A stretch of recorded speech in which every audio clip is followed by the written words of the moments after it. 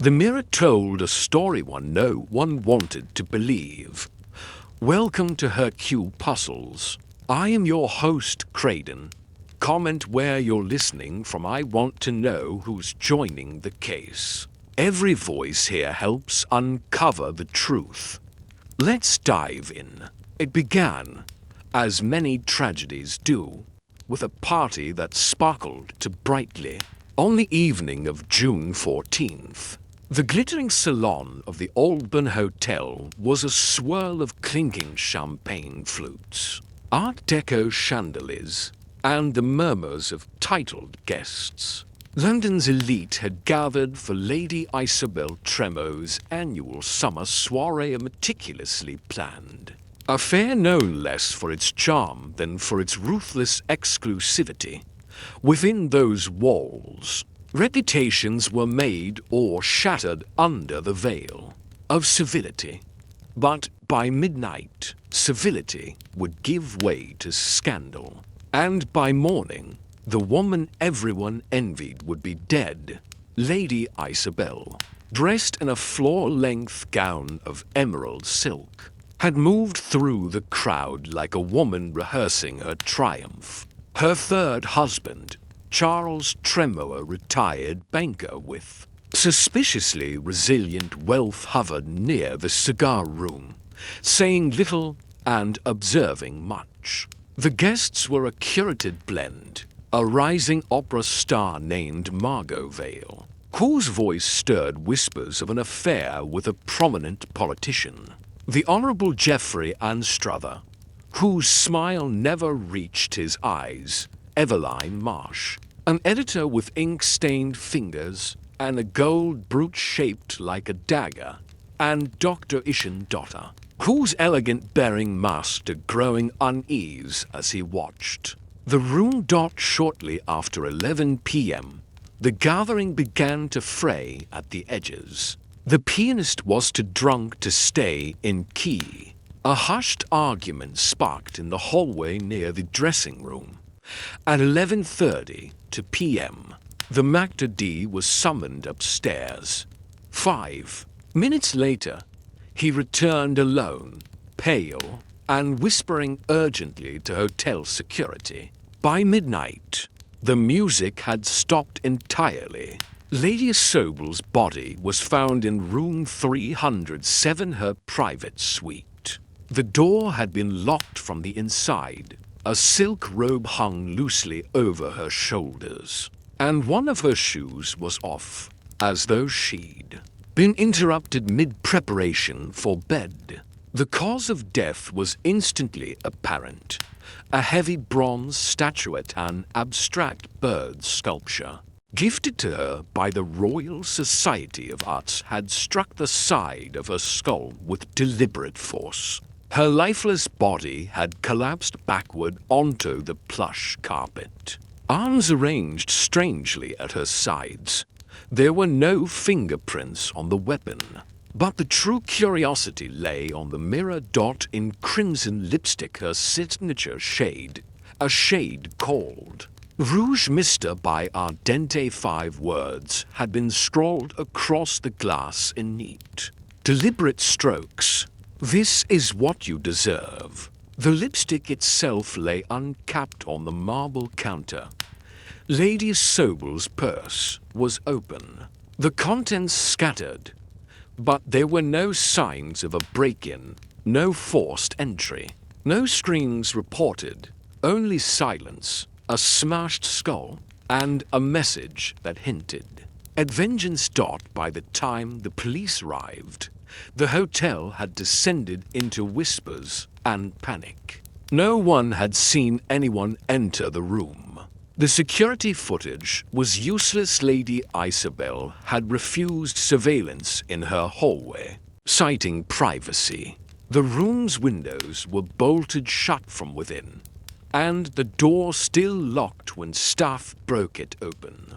It was, as the inspector declared grimly, a proper sealed room business. They searched for clues and questioned the shaken guests.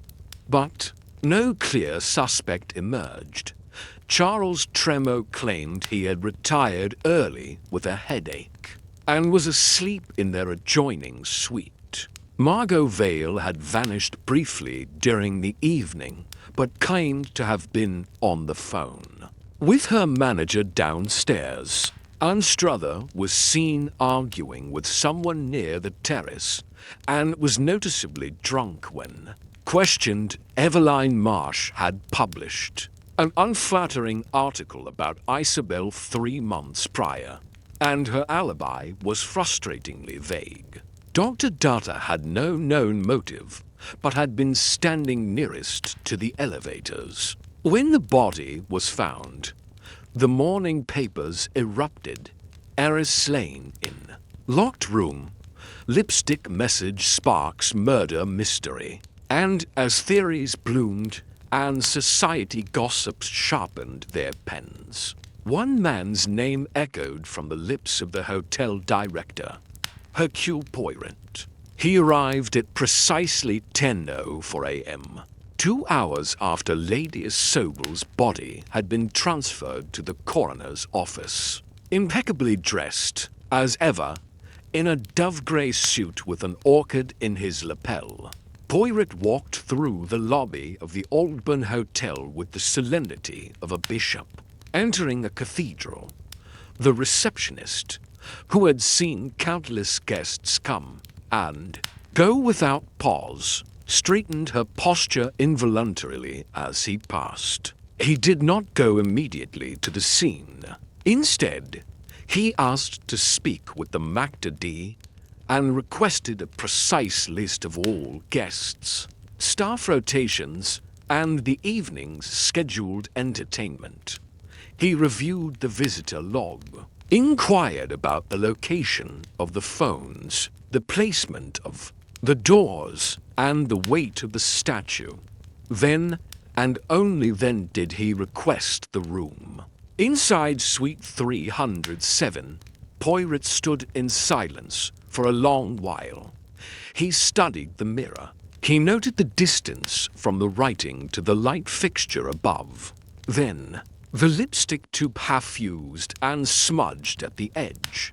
He crouched beside the stain on the carpet where Lady Isabel had fallen. His mustache twitched slightly, as though in distaste. He did not need to speak. Hastings, who had joined him that morning after breakfast at the club, knew better than to interrupt when the little grey cells were at work.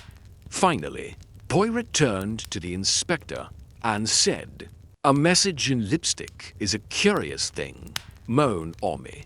It is dramatic, yes, but the drama is often the camouflage." The inspector frowned. "You mean it's fake?"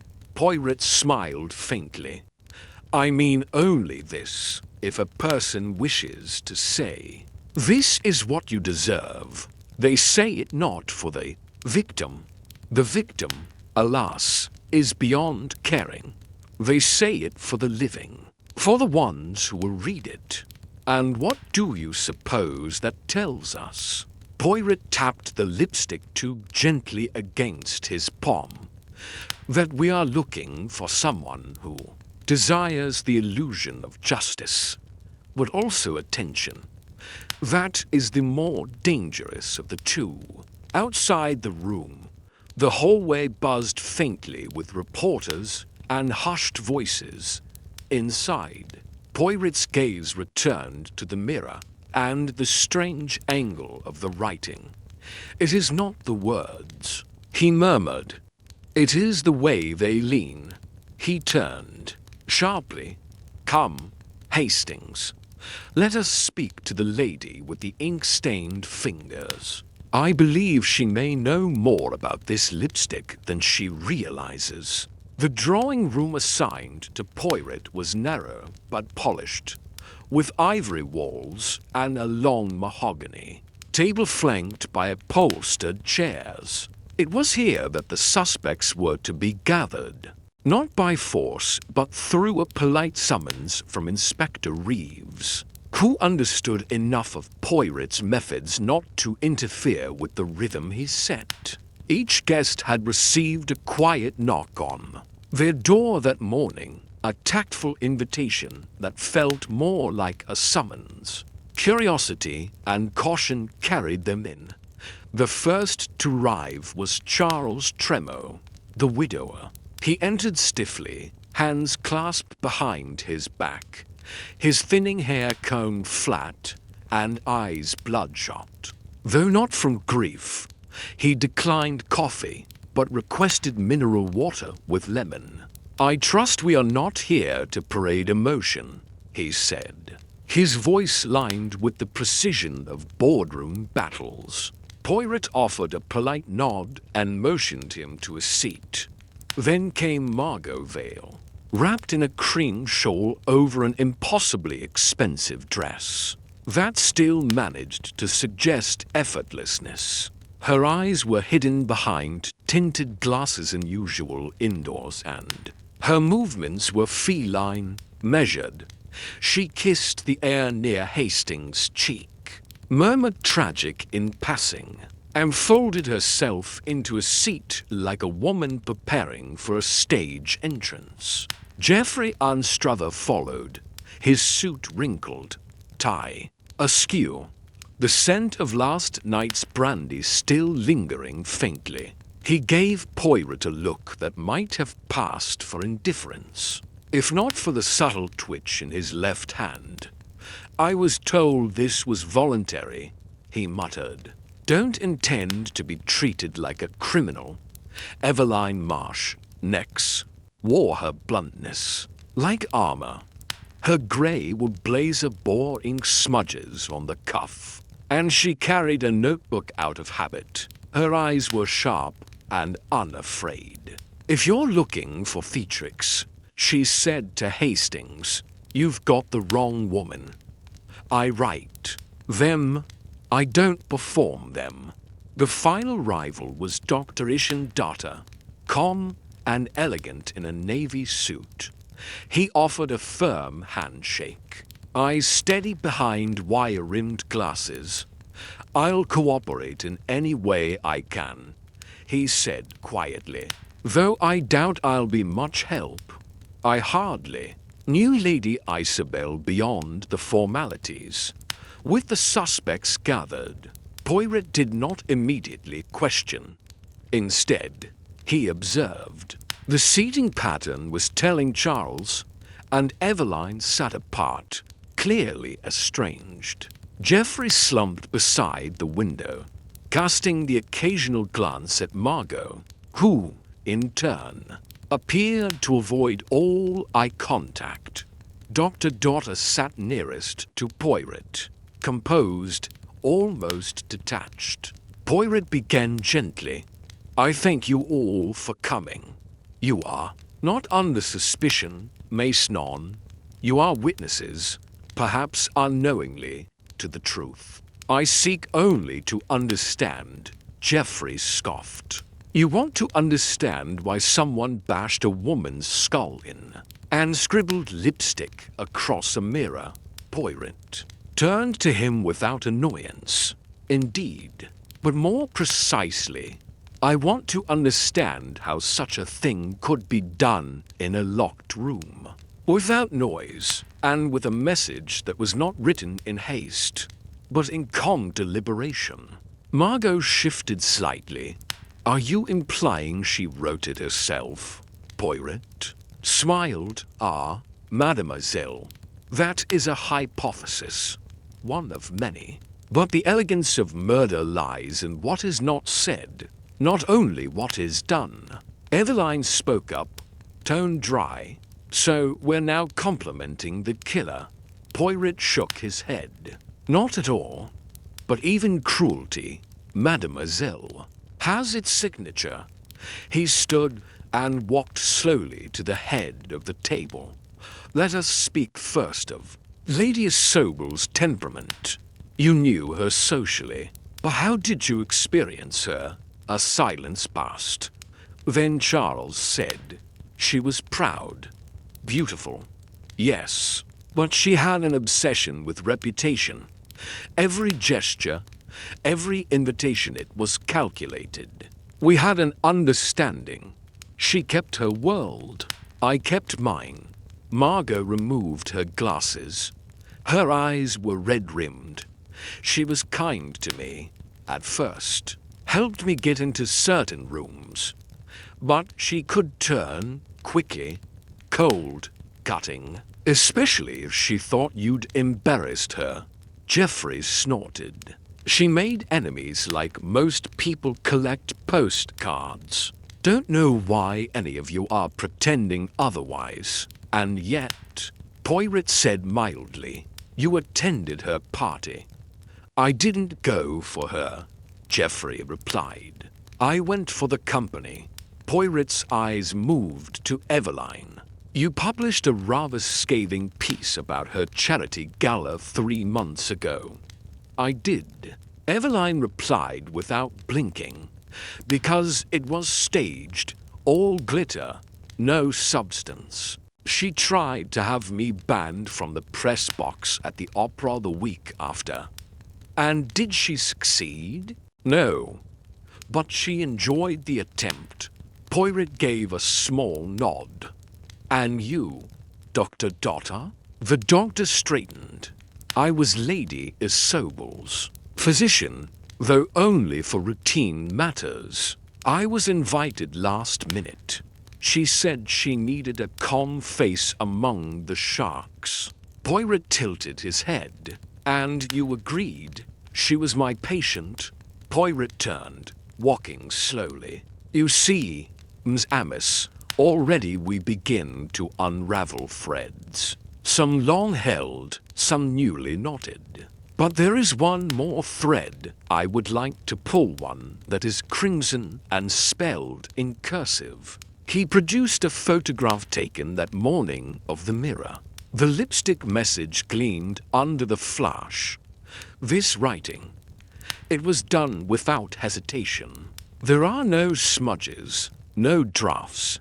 The penmanship is steady. The person who wrote this did not tremble. Eveline narrowed her eyes. You're suggesting. Someone composed that as though writing a headline. Poirot nodded. Precisely. The drama is intentional. The lipstick was not dropped, it was placed. The message, too, was chosen to invoke outrage. And you think that means the killer wanted to be caught? Asked Dr. Dotter. None, said Poirot. I believe the killer wanted to be misunderstood. And that, Ms. Amice, is far more clever. The room went quiet again. Poirot looked from face to face, reading each flicker of expression like notes in a symphony. No one confessed. No one stormed out. But suspicion, silent and suffocating, had entered the room alongside them, and now it lingered. He tapped the table once. I thank you. For now, you may go about your day. But I may request to speak with each of you again, separately. The suspects rose, each retreating behind a veneer of civility. As the door shut behind the last of them, Hastings exhaled. They all have reason, he murmured, but none of them feel like the sort who'd use a lipstick message. Poirot adjusted his cufflink. But that is where the misdirection lies. Mon ami, the question is not who had the motive. It is who wished to make the motive appear theatrical. That is where the truth shall bloom. He turned to the notebook Eveline had left behind. Accidentally or not, it was open to a page with 5 underlined. Words too faint to read entirely. But the final word, deserve. Poirot smiled faintly. Curious. Very curious. After the gathering, Poirot retreated to the reading lounge on the mezzanine level of the Aldburn Hotel. It was underused. Chamber with high windows and heavy curtains, bathed in a mellow golden light that matched his preference for discretion and calm. He sat near the fireplace, a cup of rich black coffee in front of him, a stack of index cards in his pocket, and Hastings seated just to the side, notebook open.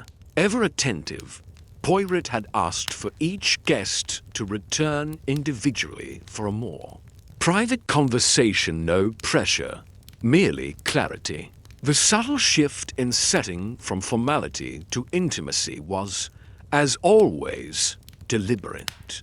The first to return was Eveline Marsh. She knocked once and entered briskly, holding a cigarette holder in one hand but not lighting it. If I'm going to be cross-examined, at least let me do it without pretense, she said, taking the armchair opposite Poirot. You are not on trial, mademoiselle, Poirot said kindly. You are merely in possession of knowledge you may not yet realize is of importance. Flattery isn't your strength, Monsieur Poirot.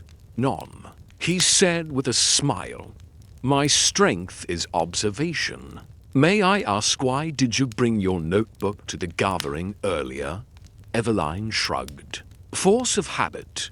I jot things, ideas, lines, sentences, sometimes fragments of dialogue. Poirot produced the page in question, which he had discreetly photographed. This word deserve.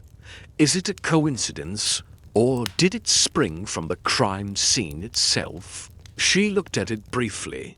Coincidence. I've used it 3 times in the last month. It's a strong word. I had no idea she was dead when I wrote it, if that's what you're implying. Poirot's gaze didn't waver.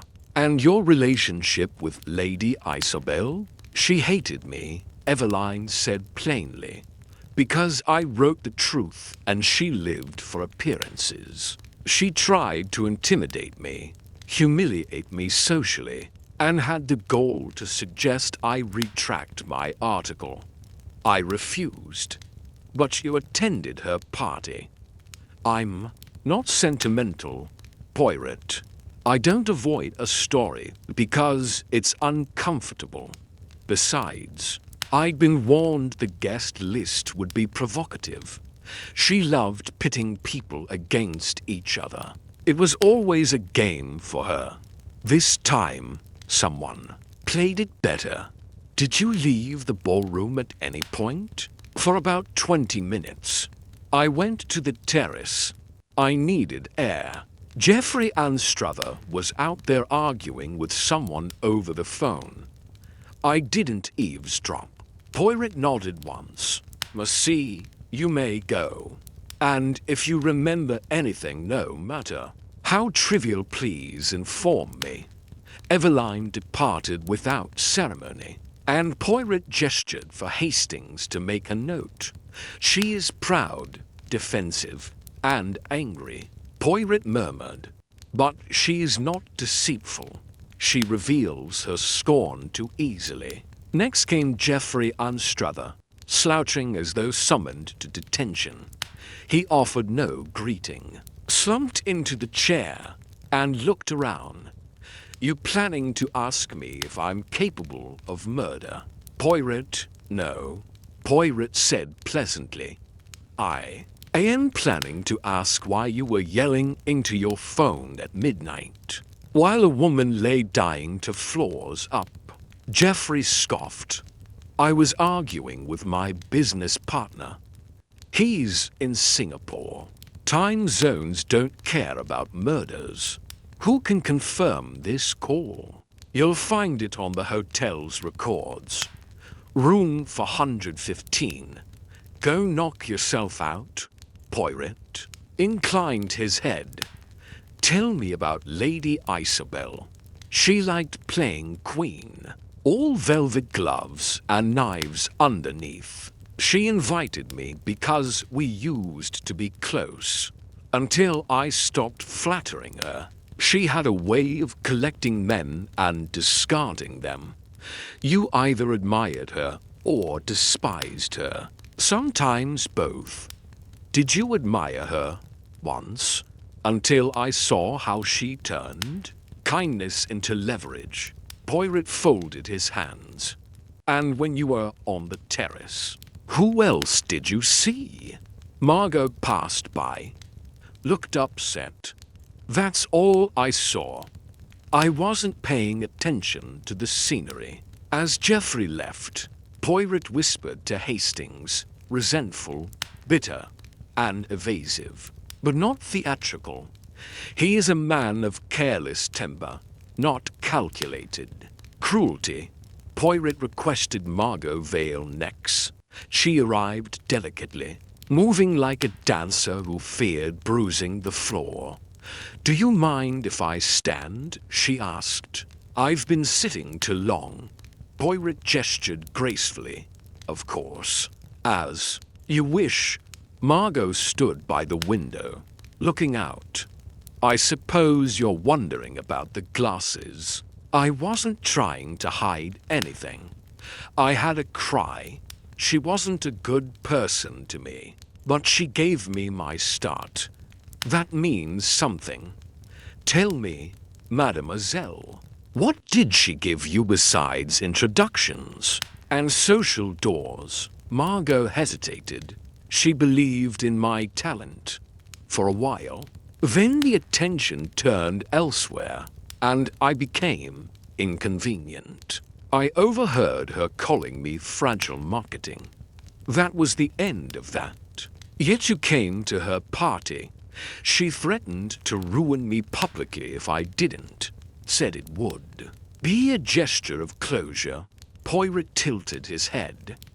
And where were you between 11 and midnight? I left the party for a few minutes. I needed to call my manager. I was upset after a comment she made in front of others. Can your manager confirm the time of the call?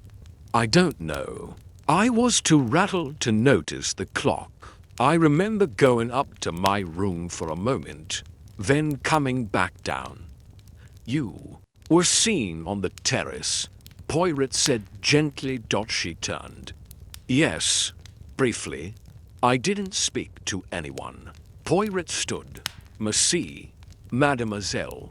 That will be all. I may call for you again.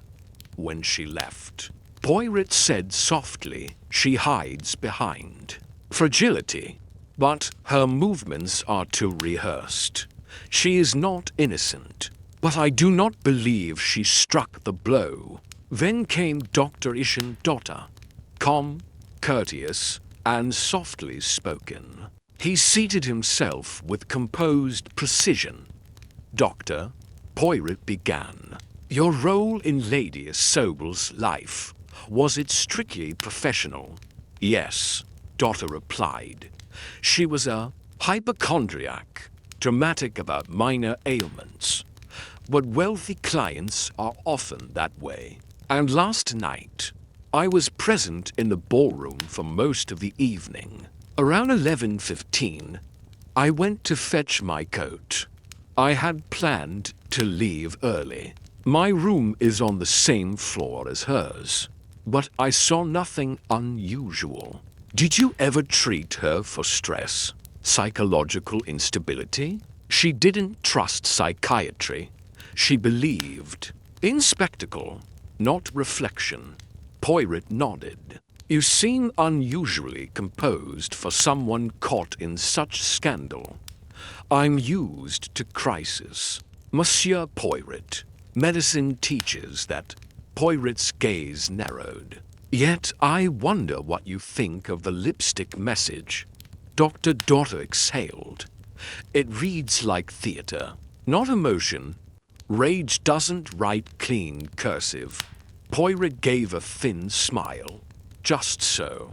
When Dr. Daughter left, Poirot stood and paced. He is rational, surgical, the kind who may not strike in passion, but in strategy. Last came Charles Tremo, punctual to the minute. He entered with a quiet sigh. I assume this is routine. It is necessary, monsieur, Poirot said. You were in the adjoining suite. Yes, I had a headache. I went up early, retired with a sleeping draught. I woke to noise and confusion. Did you speak with your wife that evening? Briefly, she was radiant. As always, she lived for the theatre of the public, not for me. Did you love her? Charles took a moment. I respected her power. I admired her elegance. Love, no. And your finances. Monsieur, were they truly your own? His eyes narrowed. What are you implying? Only this. Wealth inherited by Isabel was hers. A second will, perhaps, could have changed that. Charles rose. If you think I needed her money, Monsieur Poirot, then you are more gullible than your reputation suggests. He walked out without waiting for dismissal. Poirot stood still. He is hiding something. Poirot murmured, but not murder. I think something less bloody, more humiliating. Hastings closed the notebook. You've spoken to all 5. Still no clearer, I suppose? Poirot turned to the window, gaze resting on the blurred reflection of lipstick writing etched into memory. No, Hastings, not yet. But now, we wait for the killer to betray themselves. And they will. The next morning brought a shift in the tone of the investigation. The hotel no longer buzzed with polite speculation, it vibrated with tension. Poirot, as ever, remained calm and centered. But Inspector Reeves had come knocking earlier than usual, with flushed cheeks and a folder gripped so tightly it might have been mistaken for a murder weapon itself. We've got something, Reeves announced as Poirot sipped his espresso. A chambermaid came forward. Nina Greaves says she saw Margot Vale entering the late Lady Isobel's private hallway just after 11 o'clock. Claims she saw her coming from that direction again at 11:40. Alone. She didn't mention it earlier because she wasn't sure it mattered. Poirot gently set his cup down. Ah, and now she is sure. Papers offering reward money. She found clarity quickly. Poirot said, eyes narrowing. Clarity driven by currency is often misleading. Still, Reeves said, flipping open the file. We checked Margot's room. Found a blotting tissue in the waste bin, with lipstick on it. Same shade as the one used on the Mirror Rouge mister. Poirot paused. And the lipstick tube. From the crime scene, does it bear any unique marks? Was it returned to her makeup kit? Reeves hesitated. We didn't find her lipstick tube in her kit. It was missing. Then naturally, Poirot said softly, we must speak to Mademoiselle Vale once more. But gently, a guilty person sweats. An innocent one simply cracks. Margot arrived minutes later, pale but defiant. She clutched a handkerchief in one hand, not to cry, but to hold something. Her nerves were evident, but not explosive. She sat when asked, jaw set as though already accused. You've asked for me again, she said. Has someone decided I'm the villain of this play? Let us not use the word villain, Poirot said, gesturing kindly. Let us say, a person of interest. Reeves stepped forward. A maid saw you near Isobel's suite twice near the time of death. Your lipstick is missing, and we found a tissue with your lipstick shade in your waste bin. All coincidence? Margot blinked rapidly, but her voice didn't waver. Yes, I went up there. I never denied that. I needed a moment to myself. I went to the hallway, not her suite. I didn't see her. And the tissue I reapplied in my room. I threw it away. Reeves crossed his arms. We searched every other guest's room. No one else is missing that lipstick. You wear rouge, mister. It's distinctive. It's also sold in every department store in London. Margot snapped. Isabel gave me my first one. But that doesn't make it rare. Poirot raised a hand to silence Reeves. Mademoiselle, forgive me if I press. Did you speak to Lady Isabel at all that evening? Margot hesitated. Briefly, before dinner. She told me I was a disappointment. Did that wound you? Of course it did. Poirot leaned forward. Did it wound you enough to confront her in private? To write a message in the shade she once gifted you? On the mirror, where she'd see her own reflection? Margot stood abruptly. I didn't kill her, and I didn't write that message. Maybe I hated her, but I didn't do that. Poirot simply nodded. That will be all. Merci. She left with her chin raised, but her steps uneven. Hastings watched her go, then turned to Poirot. That doesn't look good. She lied about being upstairs, lied about the lipstick, and the maid saw her twice. Indeed, Poirot said, it does not look good, which is precisely why I distrust it. Later that afternoon, Reeves returned with a small triumph. We got a partial print off the lipstick cap, smudged, but with enough ridge detail to suggest it belonged to someone with long fingernails. Most likely a woman. Poirot raised an eyebrow. You are narrowing the net to half the population. Bravo, mon ami.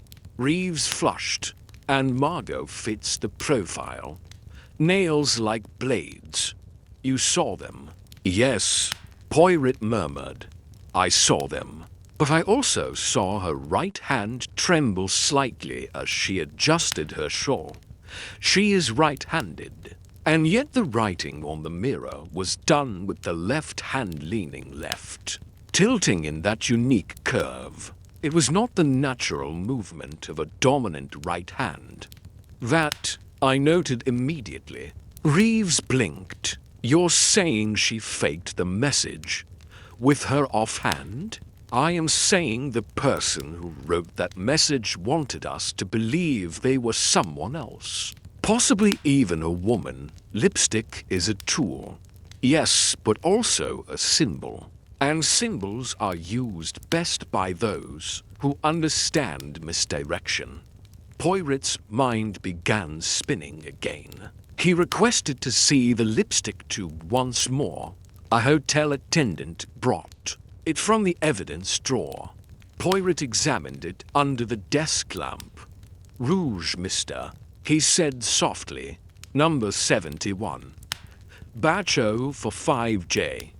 He stood abruptly. I wish to visit the hotel boutique. Within the hour, Poirot returned from the small perfumery on the ground floor, holding a slim receipt and a paper bag. He laid it before Hastings and Reeves. They sold 2 tubes of Rouge Mister last Thursday. One to Margot Vale, the other to someone using the name Evelyn March. Reeves frowned. That's probably a misspelling of Eveline Marsh. Non. Poirot said. It is deliberate, when asked. The clerk described Evelyn as tall, suited, and male, wearing gloves. Reeves furrowed his brow. That makes no sense. Poirot's voice lowered. Oh, but it does. If the killer wished to stage a message in lipstick, they would not use the victim's tube. Too risky. They would buy one themselves, one they could dispose of. The killer intended Margot to be the obvious suspect. So we're looking for a man. We are looking for someone clever enough to imitate feminine handwriting with the left hand, stage a message of retribution, and plant a tissue in the waste bin of an emotionally unstable woman. Someone who knows how public guilt works better than private truth. He tapped the receipt. This person bought lipstick knowing they'd never wear it. That is not Margot Vale. That is not impulse. That is a blueprint. Later that evening, Poirot requested Eveline Marsh return for one last question. She entered again with the same confidence, but Poirot greeted her differently. He did not rise. He did not smile. He simply placed the boutique receipt before her and waited. She glanced down. "You're asking if I buy lipstick under a fake name?" "I am asking," Poirot replied. "If you know who does." She tapped a nail against the table. "It wasn't me. I buy mine wholesale from Paris. Every shade is imported." Poirot tilted his head. "Then tell me, Mademoiselle who, in this hotel, would go to such lengths to fake a message in blood red?" She hesitated, just for a beat, then said, "You'll have to figure that out. That's your talent. Mine is writing about it afterward." Poirot leaned back. "Indeed. And yet, perhaps you have written more than you intended already." She left, and Poirot remained quiet for a long time. Hastings finally asked, "Do you still think Margot didn't do it?" Poirot's eyes glittered. "I know she did not do it, but someone certainly wants us to think she did. And soon, mon ami, they will try to hard. That is when they will make the fatal mistake." He turned back to the lipstick cap, the handwriting photograph, the receipt, and the scattered index cards. "We are close. The lie is not in the lipstick. The lie is in the hand that dared to write with it." That evening, Poirot requested dinner to be brought to the small study adjacent to his suite. Not for hunger, he barely touched it, but for appearance. Appearances mattered to Poirot, and not just in the realm of fashion. A meal, carefully staged, could draw the reluctant out of hiding and tempt even the most guarded lips into revealing truths. Wrapped in polite conversation, he had sent discreet invitations to two guests, Charles Tremo and Dr. Ishan-Dotter. Each received a separate summons, each time 40 minutes apart.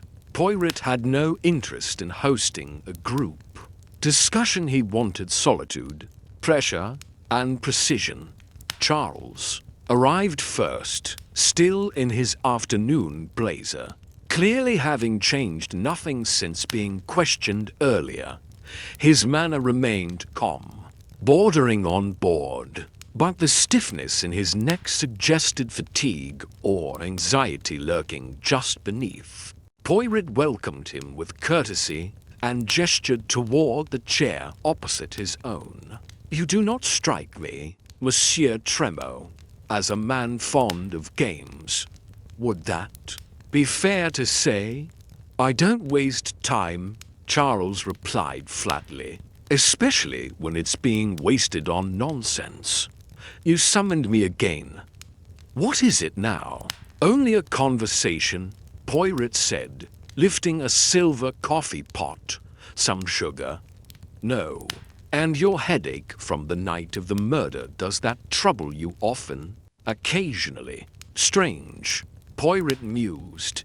"Because the hotel chemist reports that you filled no prescription, nor did you request a sleeping draught from the concierge." One would expect a man so prone to headaches to be better prepared. Charles's jaw tensed. I travel with my own supply. Poirot leaned forward. You are aware, I presume, that your room shares a vented connection to Lady Isobel's bathroom? Charles blinked. What of it? Sound travels through vents. The noise of an argument, a blow, even footsteps. Yet you reported hearing nothing. Curious. Are you accusing me again? None. I am pointing out that silence, monsieur, is not always natural. Sometimes it is manufactured, and sometimes it is chosen. Charles stood abruptly. I don't have to sit here and be insulted. Poirot remained seated. No, monsieur, but perhaps you should sit. Not because you are accused, but because you are afraid of what comes next. Charles hesitated, then sat back down. This time more heavily. Poirot poured himself another cup of coffee. You know, he said lightly, Lady Isobel once told an interviewer that she married for elegance, not emotion. That her husband's fortune suited her wardrobe, and his silence suited her nerves. Charles's gaze darkened. I imagine, Poirot continued, that such a comment might have bruised even the thickest of skins. Charles gave a slow nod. She was cruel, beautiful, calculating, and cruel. Poirot tapped a spoon against the porcelain. Cruelty breeds many things, monsieur. But murder? No, not always. Sometimes it breeds only resentment and secrets. Charles looked away. Are we done? Poirot smiled politely, for now. When Charles left, Poirot did not immediately rise. He waited in silence for the second arrival. When the soft knock came precisely 40 minutes later, Dr. Ishandata entered in the same dark suit. Collar pressed, hair impeccable. Ah, Doctor, Poirot said warmly. Please join me. Double quotes. Dr. Data sat down and adjusted the silver cufflink on his left sleeve. I understand you're revisiting everyone. Is that your process? Poirot smiled. It is not the act of revisiting. Doctorate is the reactions that matter. Time, like wine, matures emotion. Tell me, do you find yourself sleeping well since the incident? I'm accustomed to tension. Of course. Hospitals, pressure, urgency, death. Data's lips barely moved. What are you implying?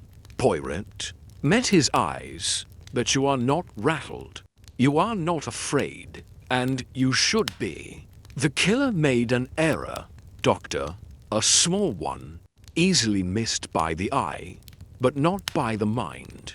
He reached into his coat pocket and pulled out a folded paper. The boutique receipt with the name Evelyn March. Do you recognize this? Data's gaze flicked to it, then back to Poirot. I do not. It is strange, is it not? Poirot said mildly. A man bought lipstick. A specific brand. He wore gloves. He used a false name, but he left behind a truth, a partial fingerprint on the cap. A smudge, yes, but smudges tell stories too. Data's expression remained unchanged. And what story does this one tell?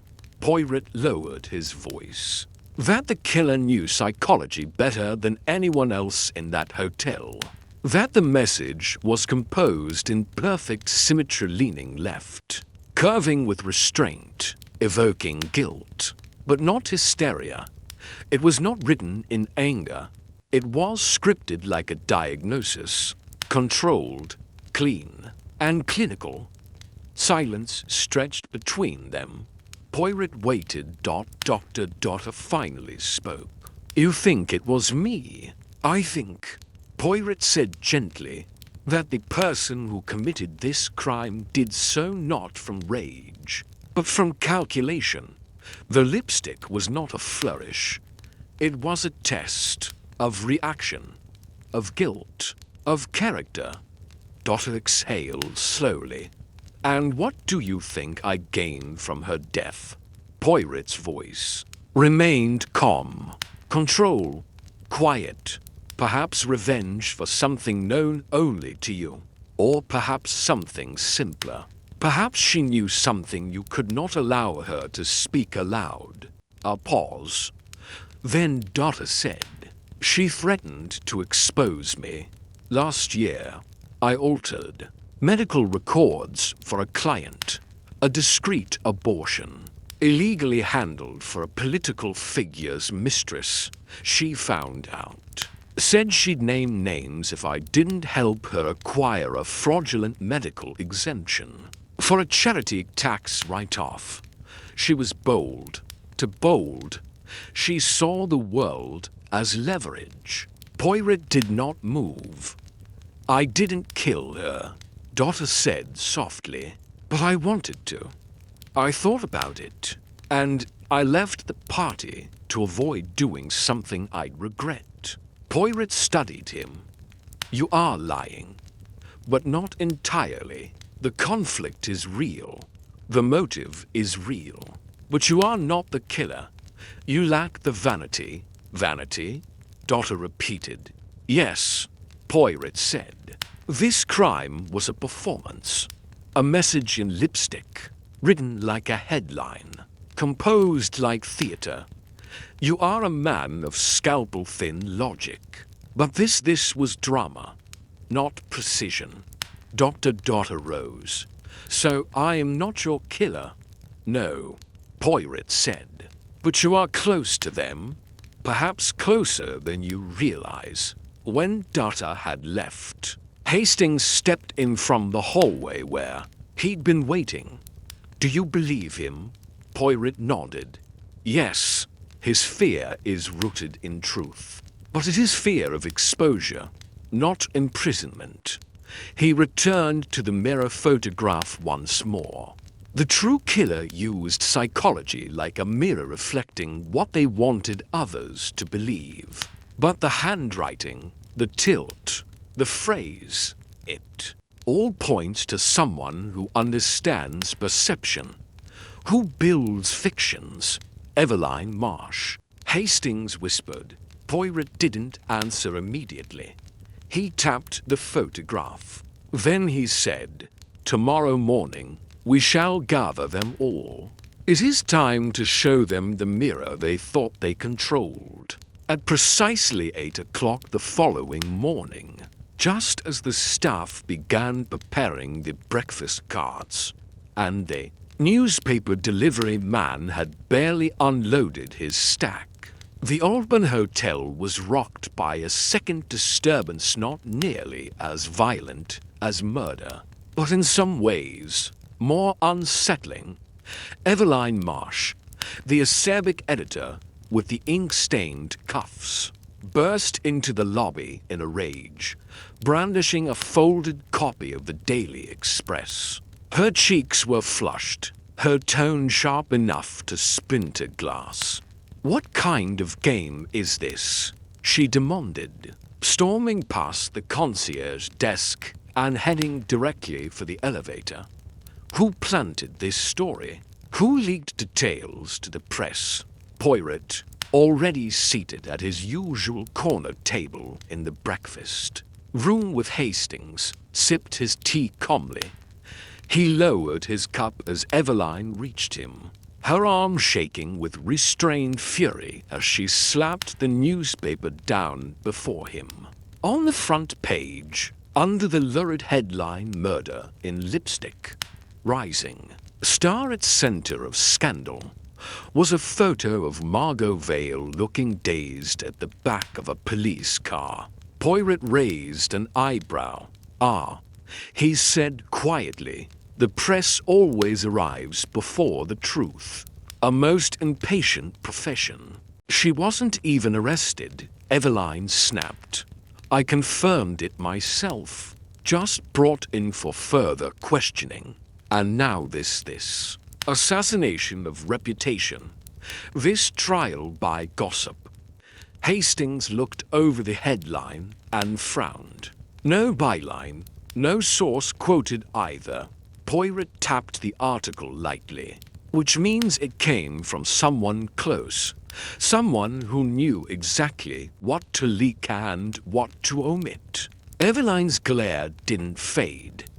Are you accusing me of writing it? I am suggesting, mademoiselle, Poirot said, standing gently, that someone is applying pressure to collapse Margot Vale before the truth is ever allowed to breathe. And that person is getting bolder. Reeves arrived minutes later, called down by hotel staff who had anticipated the eruption. He was holding another folder and wore a look of mixed triumph and uncertainty. We've just had another development, he told Poirot. Security sweep of Eveline Marsh's room turned up something unusual. Eveline turned sharply. What? You searched my room, legally, Reeves replied, as part of our ongoing inquiry. You left your key at the front desk last night. Hotel policy allows access in emergencies. And what, precisely, was the emergency? She snapped. Poirot gestured for calm. Let the inspector speak. Reeves opened the folder. A pair of gloves. Leather, dark brown. In the lining, there was a receipt folded, old. Same boutique that sold the lipstick. Date matches. Name signed, Evelyn March. Eveline's jaw twitched. That's not mine. Reeves raised a brow. It was in your glove lining, Poirot said quietly. Perhaps you were careless, mademoiselle, or perhaps someone else was precise. She looked between them, voice lowered. Are you suggesting someone planted that? I am suggesting, Poirot said, that the killer is escalating. They are no longer content to let doubt fester. Now they seek to control the narrative, to push us toward their chosen scapegoat before logic can intervene.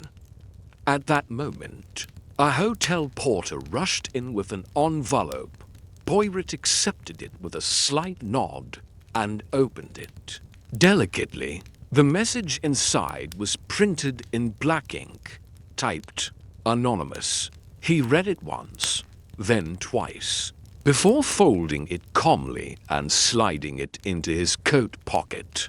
What is it? Hastings asked. Poirot's voice was soft. The killer has begun communicating. Directly. We are now being invited to see what they want us to see. He looked to Reeves. Call them all. Everyone. I want them in the drawing room in 1 hour. The performance is nearing its end. An hour later, the drawing room buzzed with restrained dread. All 5 suspects had returned. Charles Tremo was cold and upright in his posture, arms crossed. Margot Vale sat with her arms hugging her stomach, mascara lightly smudged under her eyes. Eveline stood by the fireplace, not taking a seat, while Geoffrey Anstruther lounged in the corner chair with a scowl that looked carved into stone. Dr. Ishandutter leaned against the wall near the window, his hands clasped loosely behind his back. Poirot entered without ceremony, but with purpose. He stood before them, hands folded, eyes resting on each face in turn. Ms. Amiss, he began. I bring you news. The killer is among us, and they are afraid. Geoffrey snorted. You don't say. Poirot didn't even glance at him. afraid not of justice, but of exposure. Afraid that the fiction they built so carefully, so theatrically, is beginning to collapse. And so, they resort to desperate measures, anonymous messages, planted evidence, leaked stories. He turned to Eveline. You are not the killer, mademoiselle, but you are being framed most elegantly. You were known to be critical of Lady Isabel. Your tone was sharp, your words unforgettable. A perfect villain for a public spectacle. Eveline, for once, said nothing. Poirot moved to Charles. And you, monsieur, were made to appear indifferent, cold, but you are not a murderer. You are a coward. You heard something through the vent, and you said nothing. Not because you were complicit, but because you feared what silence would cost less than what truth might demand. Charles's mouth opened, then shut. Poirot looked to Dr. Dotter. And you, Doctor, carry shame. A medical secret, a transaction hidden in files. Isabel knew. She always knew. But that secret is not motive for murder, it is motive for retreat. Poirot turned at last to Margot Vale. She looked up, stricken. You were chosen, not for guilt, but for fragility. You were groomed for collapse. The message was written in your lipstick shade, staged with your emotional proximity to Isabel. You were meant to unravel, but you did not. He paused, and so the killer pressed harder. A planted glove, a fabricated name, a public leak. The killer needs you to break because you are the last illusion holding their lie together. Margot began to cry. But why me? What did I ever do to anyone? Poirot's voice softened. You reminded them of someone. Or perhaps you embarrassed them by surviving something they never could. A tense silence followed. Then Eveline stepped forward. Then who was it? Poirot's eyes turned to the one person who had not spoken a word since entering. Geoffrey Anstruther. He looked up slowly. You can't be serious. I am always serious, Poirot said. And you, monsieur, are an artist, not of paint or pen but of perception.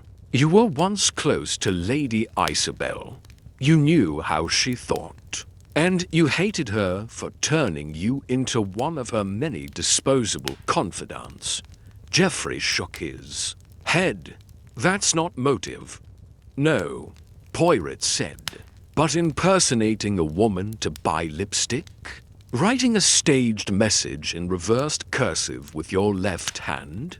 Planting evidence in Eveline's gloves?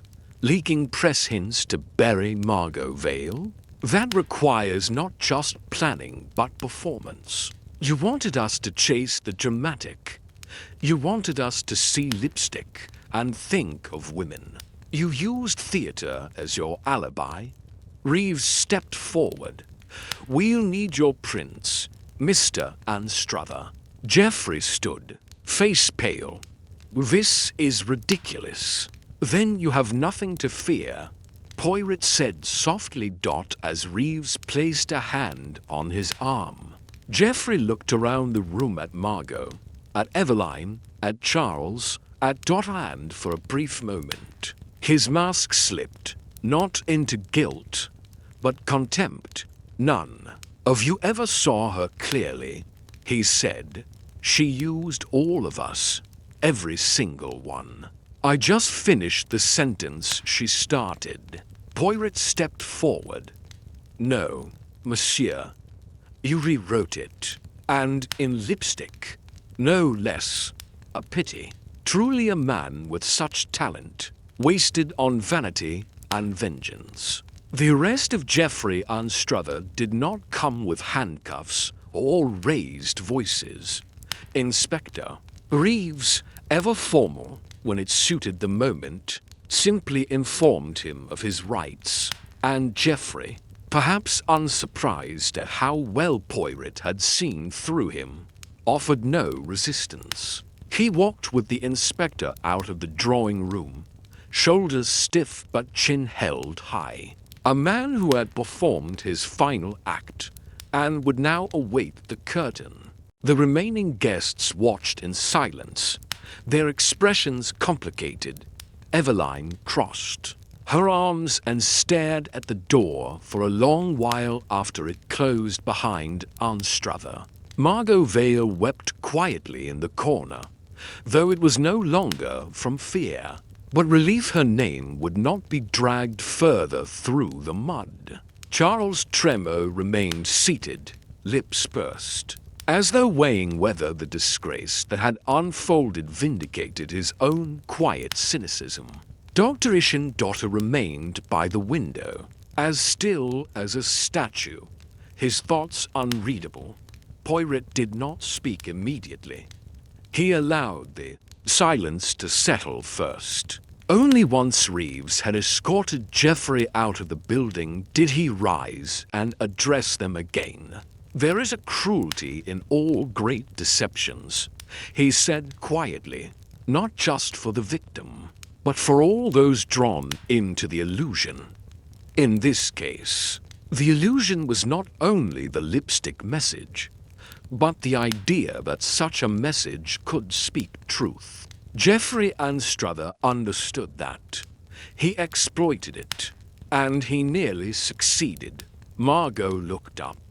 "Why me? Why go to such lengths?" Poirot clasped his hands. "Because, mademoiselle, you made the ideal mask. You had the history, the fragility, the motive that could be imagined by others, even if it didn't truly exist. Anstruther built a play, and he cast you in the role of tragic aggressor. But it was never your tragedy. It was his." Eveline scoffed under her breath. "And what about the rest of us? We're just extras in this theater of vengeance."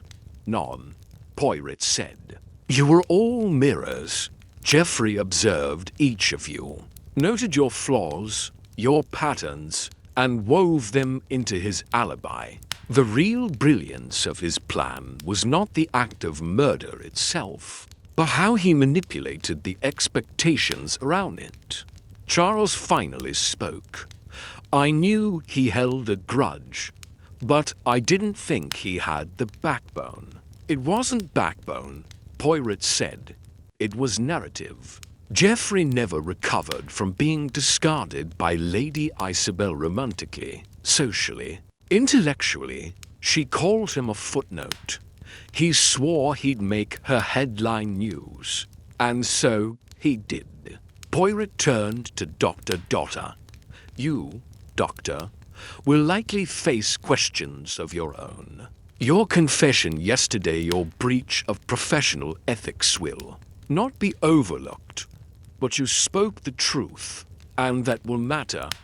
Dotter nodded solemnly. "I understand." Poirot then addressed Eveline. "And you, mademoiselle, should reconsider the power of your words. Your sharpness protects you. Yes, but it also paints a target on your back. You are not the killer, but you were an easy frame, because you have made so many enemies careless of nuance." Eveline didn't respond right away. Then she said, "Maybe I'll write about this. If I survive the backlash." "You will," Poirot said. "But perhaps next time. Write with less acid and more clarity." Margot stood slowly, steadying herself. "What happens now?" "Now," Poirot said gently. "Now, you reclaim your name. But understand, Mademoiselle's reputation, once stained by suspicion, does not wash clean overnight. Be patient, be wise, and do not let this make you small. Let it make you resilient." She gave a small nod. wiping her cheeks with a handkerchief. "Thank you." By late afternoon, the story had begun to shift again in the press. An anonymous source from within the police department had begun leaking more accurate details, and the headlines were recalibrated to reflect the change in suspect. Opera star vindicated as murder investigation takes new turn replaced the slander of the morning edition. The paper had not named Geoffrey Anstruther yet, but it was only a matter of time. Poirot sat once more in the reading lounge, this time with Hastings beside him in comfortable silence. The sun filtered through the high windows, and the clink of teacups and distant murmurs returned their hotel to something resembling calm. "I must admit, Poirot," Hastings said finally, "you had me chasing Margot for a while. Even Eveline seemed like a fair bet." Poirot nodded. "Ah, yes. But that is the danger of narratives, Hastings. They seduce." Geoffrey understood that. He did not just commit murder, he crafted a story of murder, and everyone played along. "How did you finally know it was him?" "There were many signs," Poirot said, "but 2 moments crystallized it. The handwriting on the mirror, it leaned left, yes, but the pressure on the pen suggested a controlled writer, one with no flair for emotion. Margot is an artist. Eveline is a wordsmith. But Geoffrey? Geoffrey writes no words, he performs them. His restraint was to clean. And then there was the anonymous article. You knew it was him?" Poirot smiled faintly. "I suspected, but I confirmed it when I read the final paragraph. It included a reference to a Sobel's penchant for theatrical symbolism, a phrase Geoffrey himself used to nights earlier in the lounge. Not knowing I had been within earshot, writers recycle their own phrases, often without noticing. That was the slip, a small one, but enough." Hastings leaned back, nodding. "I'll never look at lipstick the same again." Poirot chuckled. "Nor should you. It is a weapon. Mon ami like any other, but not for the act of murder. For what follows, the manipulation, the message." The door to the lounge opened then, and the hotel manager entered with a polite nod. "Monsieur Poirot, I've just received word from the chief constable. He sends his thanks, and he says that whenever you stay at the Aldburn in future, your suite shall be complimentary." Poirot gave a small bow of his head. How very gracious. When the man had gone, Hastings grinned. "See, solving murders does come with perks." "Perhaps," Poirot said, "but I did not do it for the suite, Hastings. I did it because the truth had been overridden, and I cannot abide a lie dressed in rouge." In the days that followed, the corridors of the Aldburn Hotel resumed their quiet opulence. The staff returned to hushed smiles and practiced grace. The breakfast carts rolled out with polished cutlery once more, and guests drifted through the halls as though murder had only been a passing rain shower on the marble facade of high society. But Poirot remained a few days longer, not for lack of resolution, but because a certain matter more delicate than damning had begun to weigh upon him. The case was closed, but the story, in his eyes, was not finished. Geoffrey Anstruther had confessed, in private and in detail, the night of his arrest. He spoke not with anger, but detachment, describing his acts as though recounting a novel he had read once and forgotten. He admitted to everything, purchasing the lipstick under a false name, rehearsing the handwriting in secret with his left hand, sneaking into a Sobel's suite using a key he had duplicated months earlier, and waiting silently behind her dressing screen until she turned her back to apply her night cream.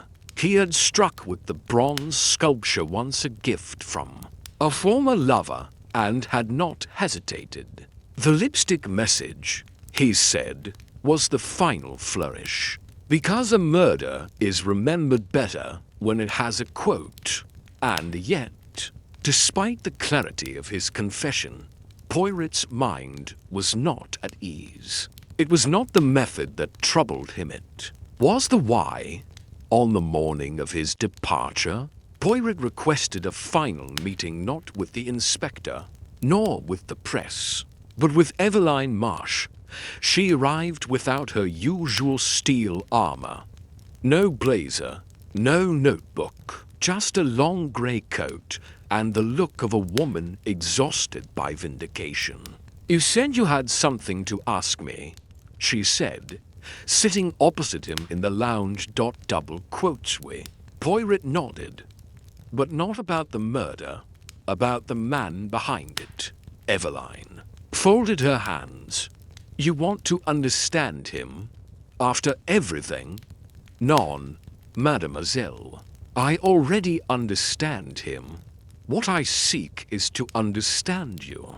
Because you knew him better than anyone else in that hotel. You did not speak to him once during the party, and yet you watched him more closely than you watched anyone else.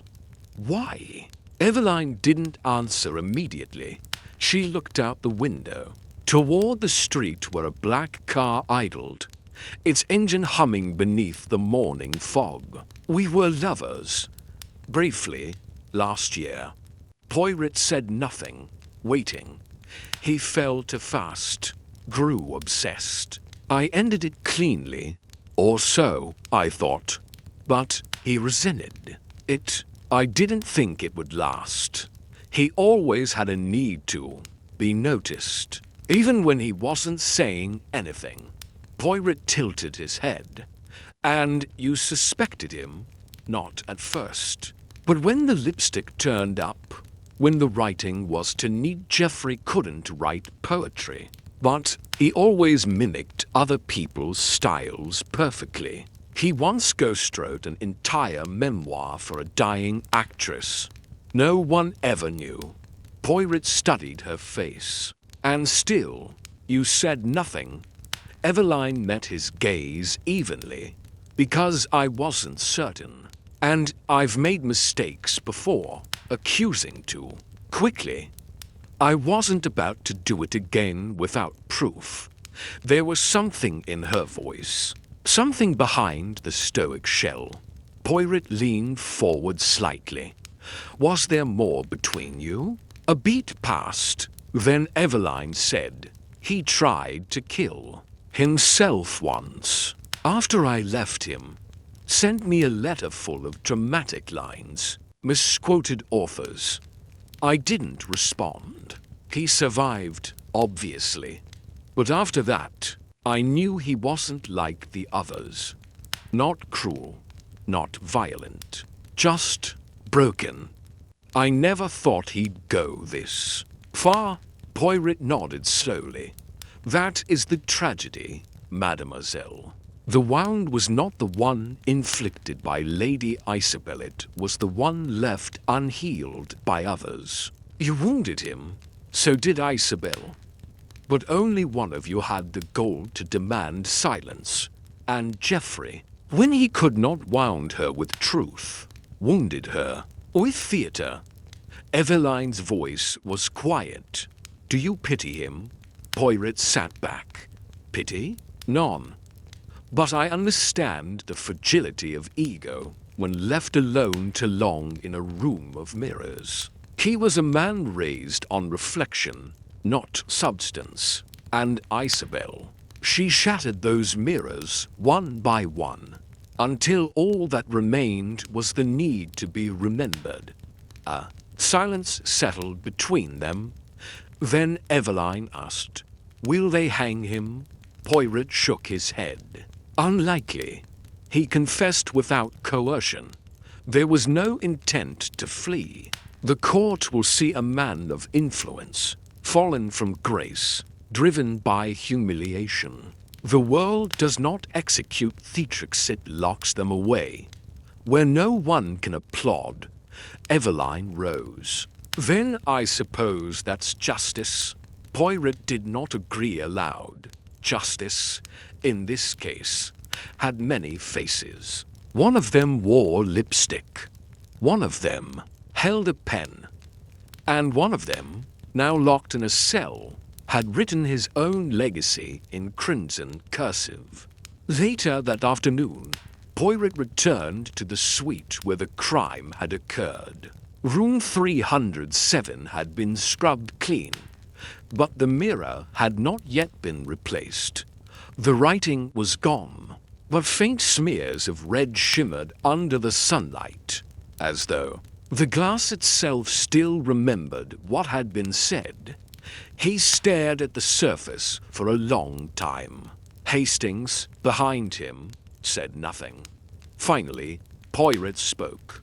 She was not an innocent woman, Hastings.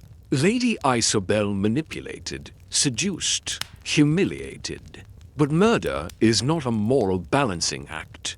She did not deserve what was written here. No one does. Hastings nodded.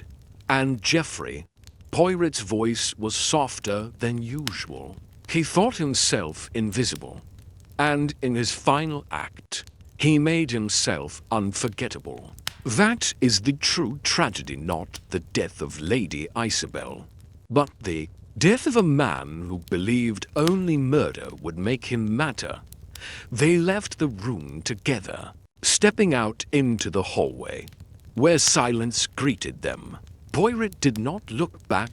By the next morning, he was gone from the Aldburn, a folded newspaper tucked under his arm and a pressed orchid in his lapel.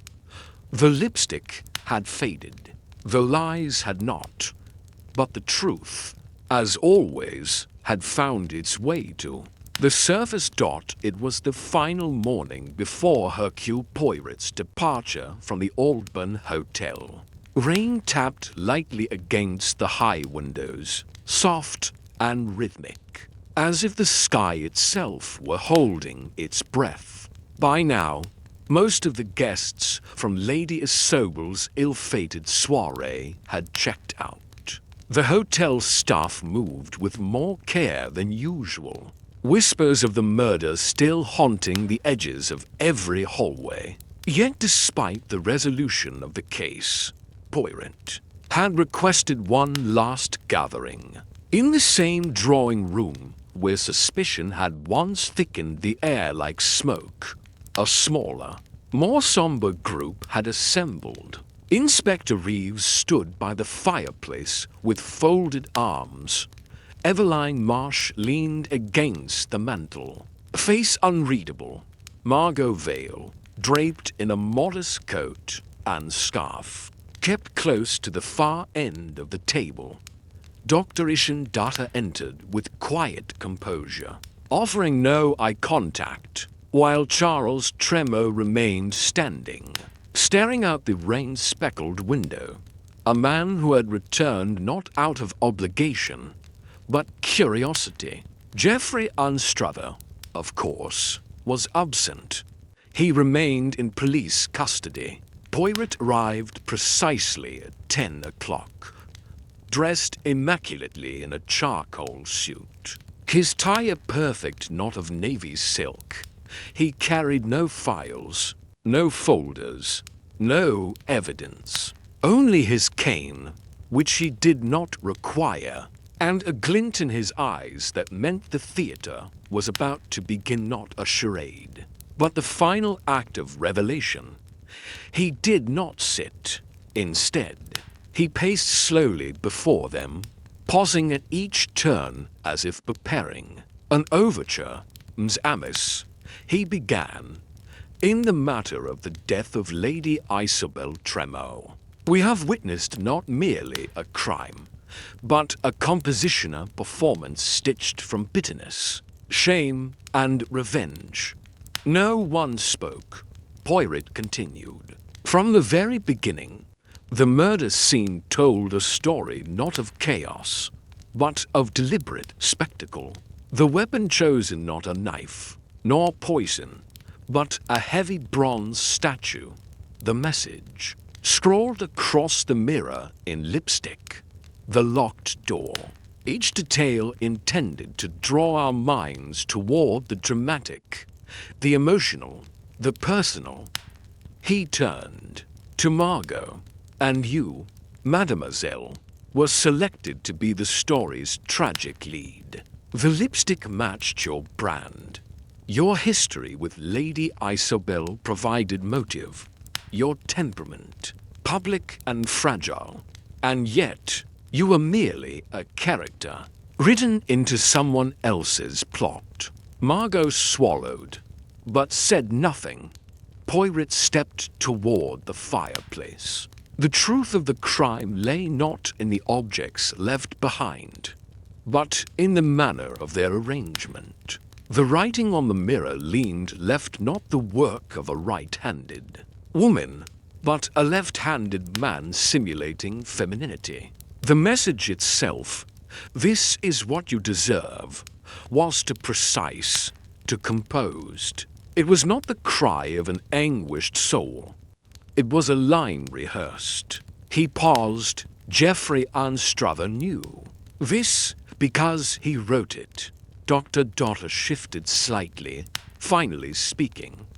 But why return to this? Monsieur Poirot. Geoffrey confessed. The case is closed. We, Doctor, Poirot said. And yet confessions are not always final. Geoffrey told us what he did. But what he did not tell us was what led him to that moment, not merely motive, but orchestration. Poirot turned to Charles Tremo. Monsieur, may I ask, did you hear anything through the vent the night Lady Isobel died? Charles stiffened. I heard voices. Low, then a thud. But I said nothing. I feared I'd be accused of inaction, or worse. Poirot nodded. You chose silence. And so the killer's plan continued uninterrupted. He turned to Eveline Marsh, and you, Mademoiselle, despite recognizing the fingerprints of Geoffrey's style, you said nothing. Not because of guilt, but because of shame. You were once close to him. You dismissed him, and in his eyes, that made you another architect of his humiliation. Eveline's lips tightened. I didn't believe he had. The nerve. Clearly, I was wrong. Poirot paced again. He was not mad, no, but he was fractured. Lady Isobel represented every dismissal he could not forgive.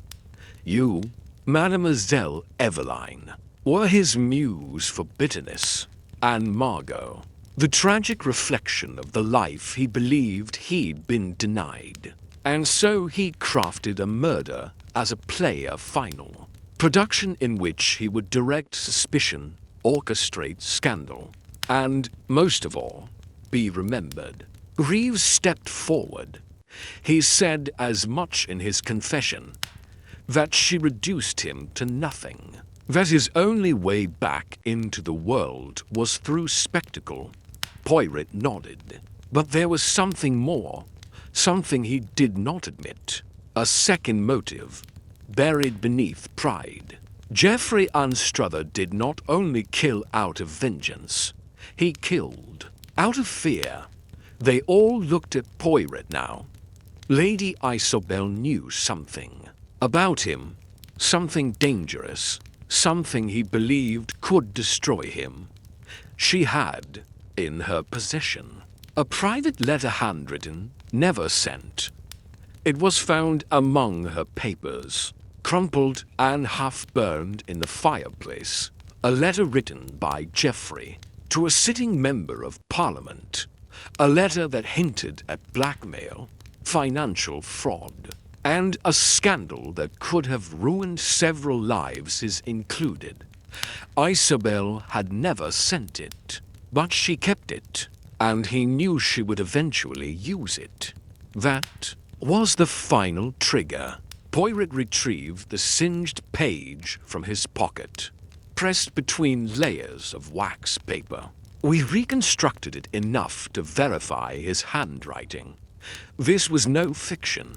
This was fear, and that fear gave birth to a performance designed not to escape justice, but to distract from its cause. Margot whispered, "So the message on the mirror wasn't even about her." Poirot shook his head. "No, mademoiselle. It was about himself, about what he thought the world owed him. He wanted her death to appear righteous, poetic. But it was neither. It was cowardice dressed in crimson." Dr. Dutter looked away. Charles Tremo exhaled slowly. Eveline sat down at last, rubbing her temple. Poirot concluded, "I brought you here not to reveal the murderer. You already know his name. I brought you here to remind you that we were all part of this, each in our silence, in our avoidance, in our assumptions. Murder is never just a blow to the skull. It is a sequence of choices, and each choice has consequence." He stepped back. "I thank you all for your time, and for your truths, however late they came." With that, Poirot turned and left the room. No applause followed him, no gasps. Only the quiet realization that the story had ended not with a scream, but with a mirror shattered too late to show them who they had truly been. The air outside the Aldburn Hotel was crisp as the storm finally broke and gave way to a pale, uneasy sun. The rain had stopped, but its remnants lingered on the pavement. Small silver puddles, like fragments of an untold truth. Inside, Hercule Poirot sat in the private lounge beside a marble chess table, alone except for Inspector Reeves, who stood across from him with his coat folded over one arm, looking as though he had come to say goodbye, but couldn't quite bring himself to leave. "I must say," Reeves began, "I've read my share of confessions, and Geoffrey Anstruthers was thorough, but I can't shake the feeling he wanted us to find him." Poirot looked up from his cup. He did, but only on his terms, like a playwright who writes the final act before the first. Geoffrey wanted control more than escape. What he craved was not absolution, but authorship. Reeves pulled a chair across from Poirot and sat. "Then tell me, why all the flourishes?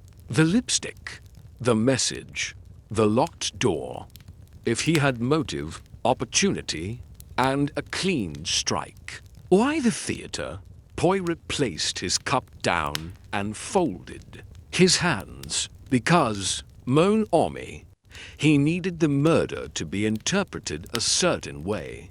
It was not enough to silence Lady Isabel. He wanted her character tried in the court of public opinion. He wanted to frame the narrative before justice could.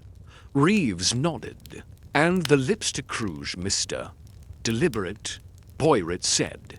He purchased a new one, not a Sobel's, not Margot's, a fresh tube, because a planted story must come with its own props. He used a false name, Evelyn March, to create a trail that could easily be tied to Eveline Marsh or Margot Vale. He rehearsed the handwriting using his left hand, his natural inclination was right, but the slope and Pressure on the mirror suggested someone imitating cursive femininity. In reality, it was mimicry, precise, cold. Reeves leaned back. He wanted us chasing the wrong suspects. Poirot nodded. More than that, he wanted us to see Margaret's pain as guilt, Eveline's arrogance as malice, Data's discretion as secrecy, Charles's indifference as cruelty. He orchestrated confusion.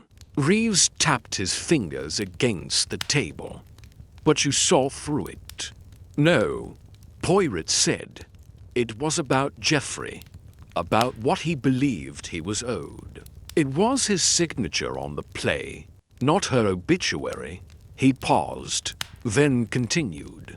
But I still had to be certain. So I devised a small test when I gathered the suspects for the second time. I left the lipstick cap from the crime scene in plain view. Geoffrey was the only one who looked away, out of guilt, out of familiarity. The others were drawn to it, curious, disturbed.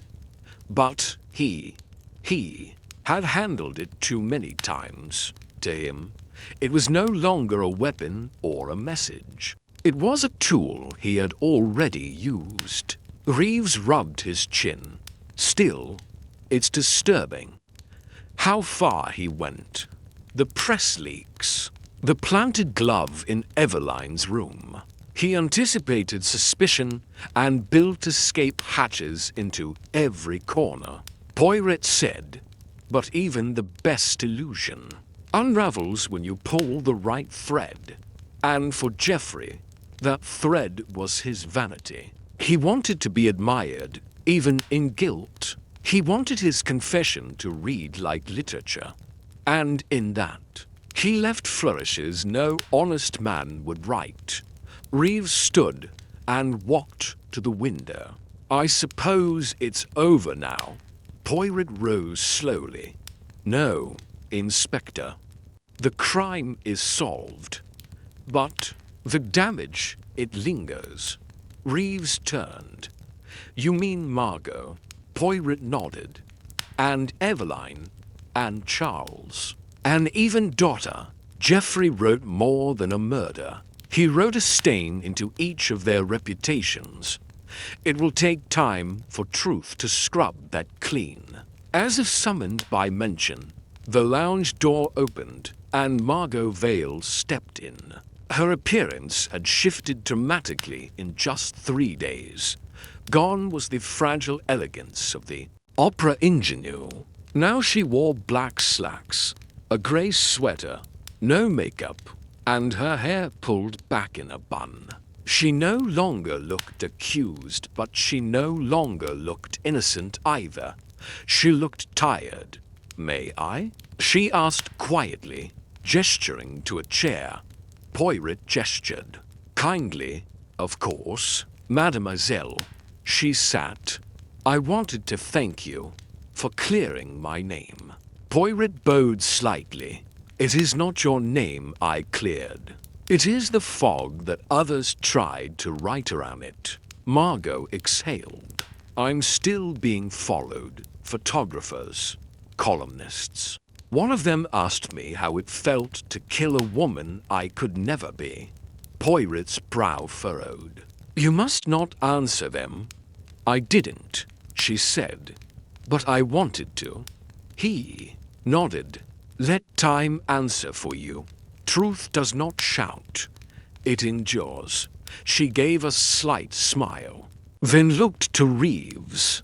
Will Geoffrey be sentenced? Most likely, Reeves said. He's cooperating. He'll plead guilty. But it's not up to us anymore. Margot looked down at her hands. He said something when I visited him, just once. I wanted to see his face. Poirot tilted his head. What did he say? He said, I wanted them to feel what I felt like I was invisible until I did something unforgivable. Poirot's face remained still. That is the curse of the unnoticed. to mistake spectacle for meaning.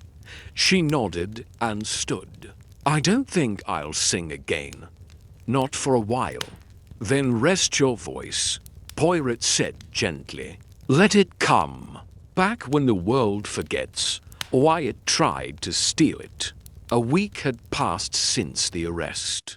A week since the mirror was cleaned, the lipstick wiped away, the statue boxed in evidence, and the whispers behind silk-gloved hands began to settle into something quieter, though never entirely silent. At the Aldburn Hotel, the staff no longer murmured as guests passed by, but the corridor outside room 307 still felt colder than the rest. That door, once gilded with privilege, had become a reminder of how swiftly elegance can decay. Poirot had returned to London. The newspapers had, in their usual way, squeezed every ounce of intrigue from the murder of Lady Isabel Tremo.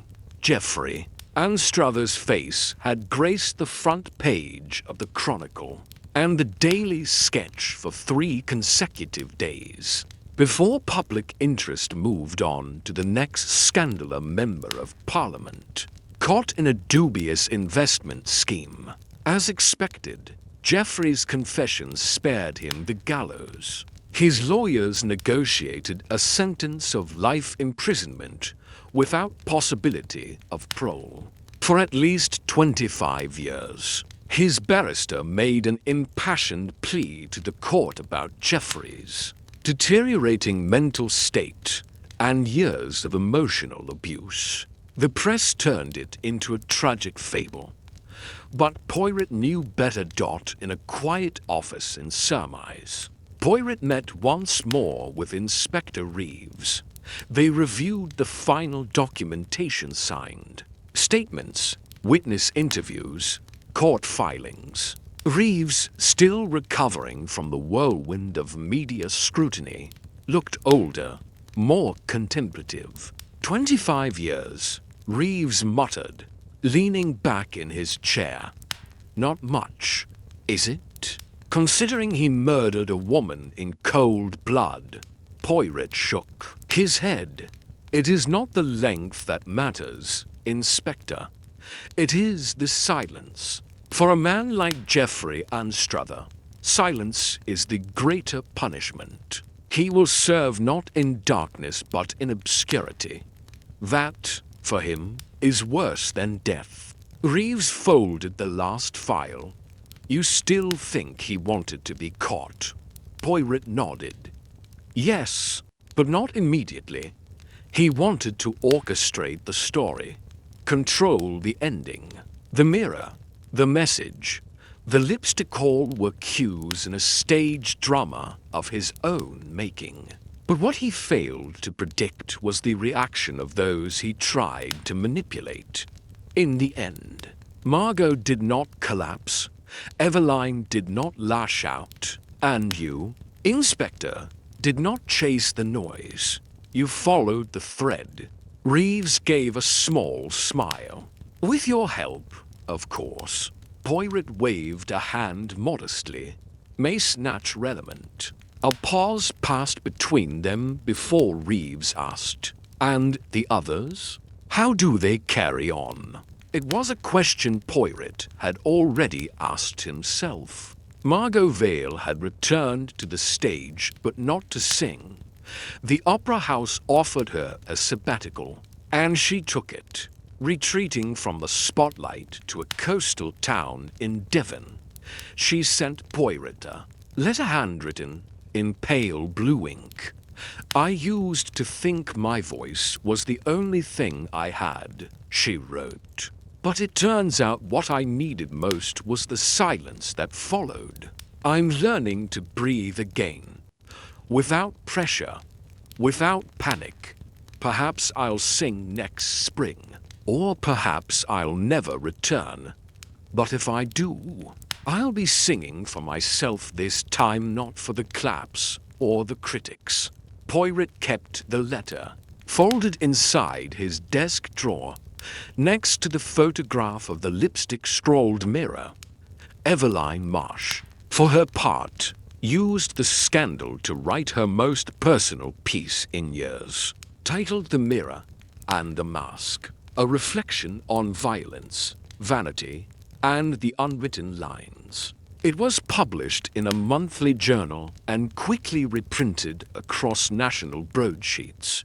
In it, she wrote, "I watched a man I once pitied turn his own shame into spectacle, and I, like many, saw only the costume, not the cruelty. Perhaps we are all guilty, in some small way, of enabling those who learn to wear their damage like armor.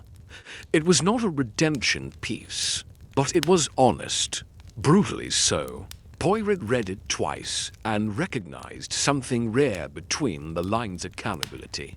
Charles Tremo retreated into quiet wealth. He left England within days of the sentencing and relocated to Geneva, where he lived discreetly in an apartment overlooking Lake Leman. There were whispers of offshore accounts, of forged signatures on Lady Isobel's revised will, but nothing came of them.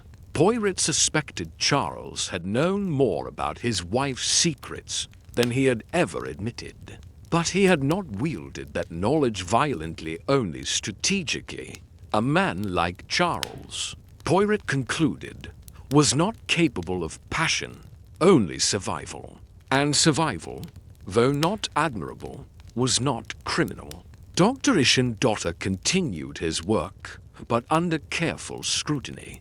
The medical board launched a formal investigation into his ethical violations, the concealed abortion, the altered records. He was suspended for 6 months and voluntarily stepped away from private practice. Poirot received a note from him as, well, it read, "Monsieur Poirot, your deductions spared my freedom, but not my conscience. I allowed silence to shield me from confrontation. In doing so, I became part of a lie. I intend to rebuild what I can honestly. This time, thank you for not condemning me when you easily could have." Poirot replied simply, "To recognize the rot is the first step to healing the root." And Geoffrey, he was housed at Wandsworth Prison. No visitors, no letters allowed out. But it was said by the guards that he had begun writing again long monologues, soliloquies without audience, plays in which the only character was a thinly veiled version of himself. He refused all therapy, all discussion. He ate, he slept, he wrote. He was, finally, invisible. Poirot stood one morning before his mirror, adjusting his tie with the precision that had become ritual. He examined the knot, not too wide, not too tight, perfectly balanced. Behind him, on the writing desk, sat a file marked Tremo and Strother case, closed. Hastings entered, hat in hand. "You heading out?" Poirot smiled faintly. "I am. There is peace in completion, mon ami, though the echoes of this case will linger. You think another murder will follow?" "None," Poirot said. "But the consequences will ripple. Murder may be solved, but pain travels. Even truth cannot halt its passage. Only time can dull its sting." They stepped outside. The spring air had begun to warm the pavement, and birds chirped somewhere above the rooftops. Poirot paused at the corner, looked up, and nodded at nothing in particular. "A lie, written in lipstick," he said softly. "But the truth, as always, was written in silence." It was a bright and deceptive sort of morning, one of those London days, where the sun seemed committed to giving hope. even as the wind sliced through overcoats and reminded passers-by that warmth, like trust, could be fleeting. Outside the Aldburn Hotel, the same revolving door that once ushered in scandal now turned slowly with the footfalls of new guests, men in tailored suits, women with small dogs and larger egos, all blissfully unaware that they stepped through a place where murder had sat quietly behind closed doors just weeks before. Poirot stood near the curb, waiting as Hastings checked their luggage into the car. His umbrella rested neatly beside his shoes, not because rain was expected indeed.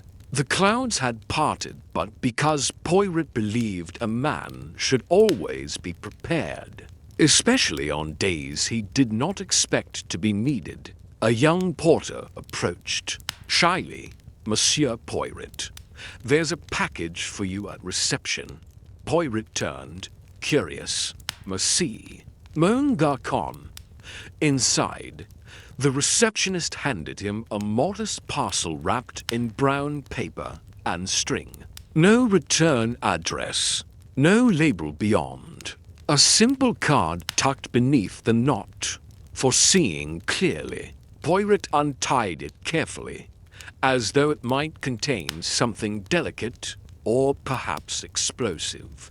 But it contained only a small mirror, oval-shaped, framed in silver, the kind that once sat atop vanity tables in private dressing rooms. There was no inscription, only his own reflection staring back. Hastings returned from the car. "What is it?" Poirot held the mirror up between them. A parting gift, perhaps, or a message. Hastings frowned. "From whom?"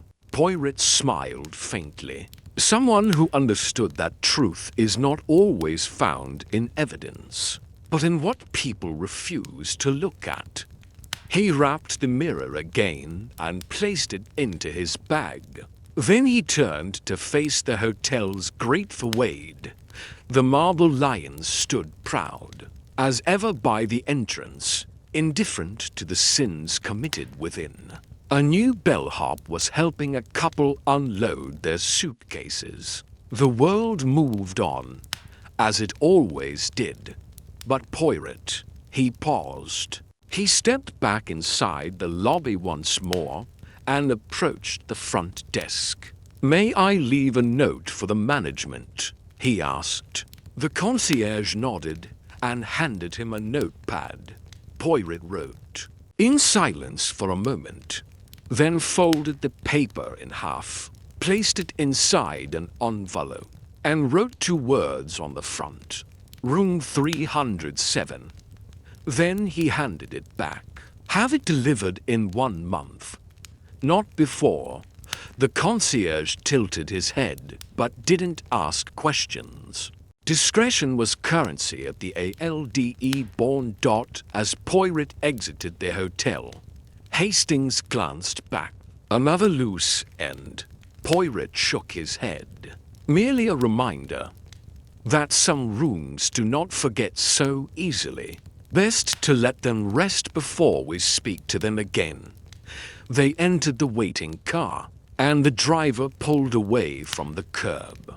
The Aldburn grew smaller in the rear-view mirror, its windows catching sunlight and reflecting it back like polished secrets. As the city passed by, Hastings turned in his seat. "You know, this one felt different." "How so?" Poirot asked, eyes following the buildings beyond the glass. "Usually there's anger, passion, greed. But this time, it was all performance. Like we were pulled into someone else's story." Poirot nodded. "We." It was not a crime of impulse. It was a manuscript. Geoffrey Anstruther did not merely kill, he edited the world to suit his narrative. But when reality does not agree to the rewrite, mon ami, it resists. and that resistance exposes the lie.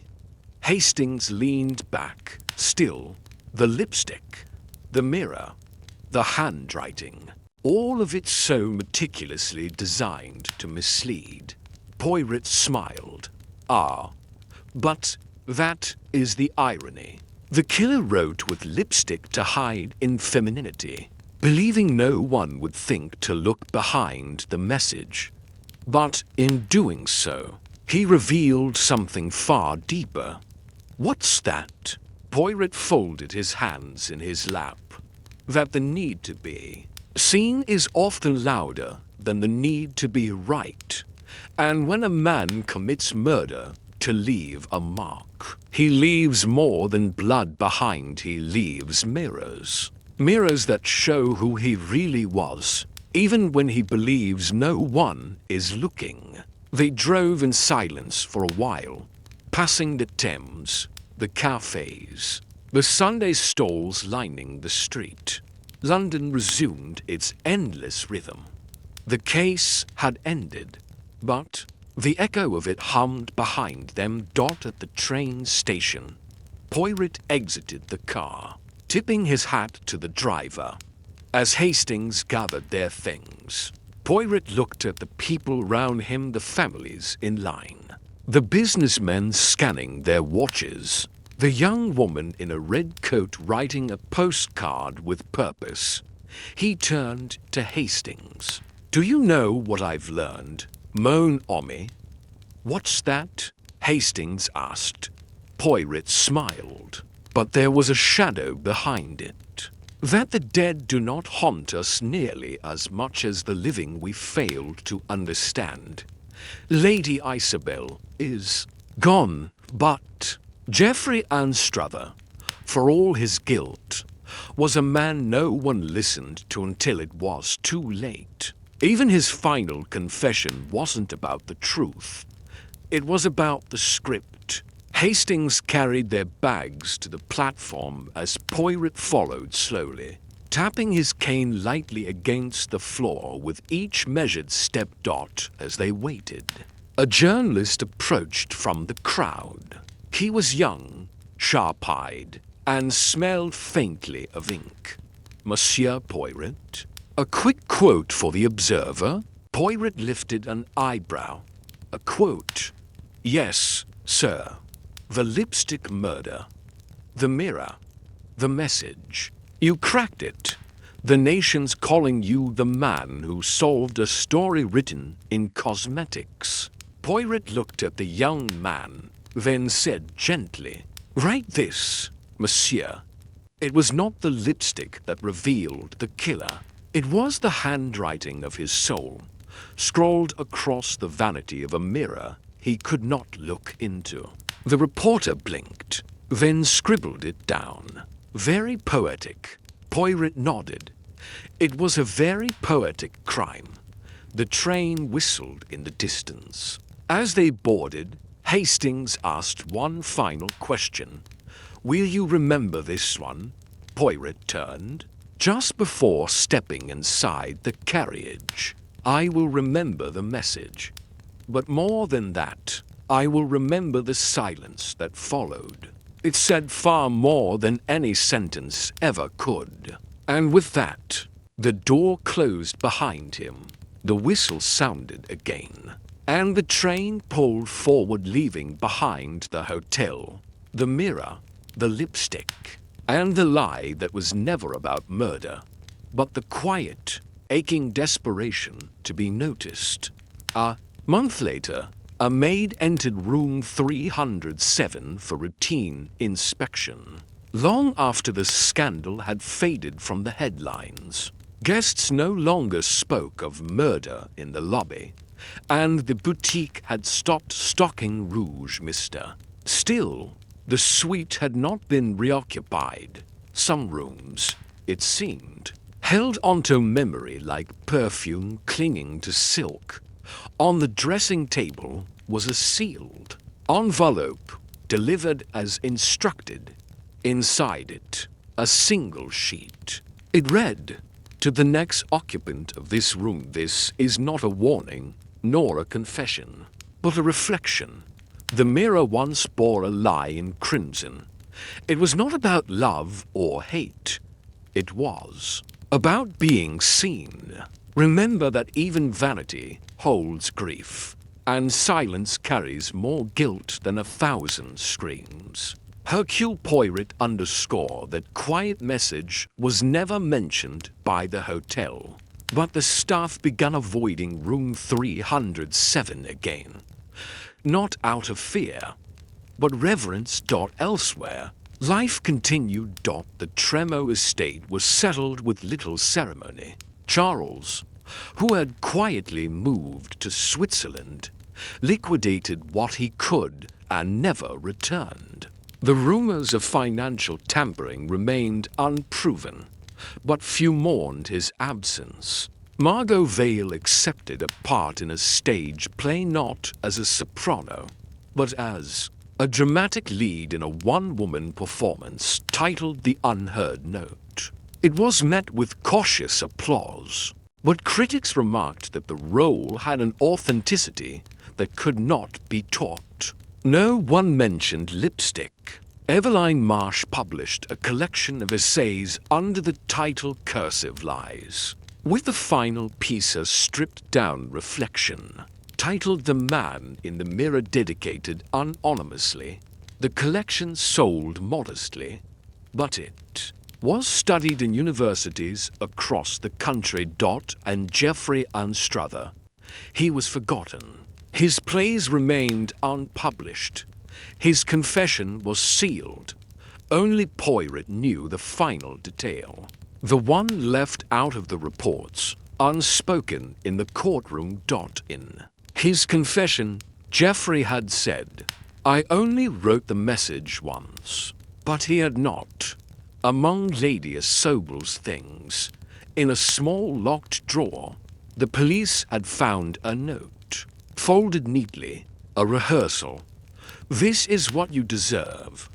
The pen marks were heavier, hesitant, crossed through twice, a draft. The message had been written before the crime. Geoffrey had practiced it, trying to perfect the weight, the rhythm. It was not a passion killing. It was a monologue composed, revised, and finalized. Poirot had never released this to the court. He did not need to. He had understood it was not a clue.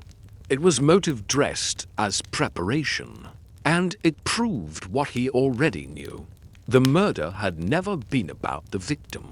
It was about the story, one final performance, one final gesture to the audience. But in the end, there was no audience, only the mirror, and in that mirror, Geoffrey Anstruther had only ever seen himself. Poirot, now back in his flat in London, stood once more before his own mirror. No lipstick, no message, just his own eyes, sharp and solemn. He straightened his cuffs. "There is no lie a mirror cannot reflect," he murmured, "only the ones we refuse to see." And with that, Hercule Poirot turned out the light.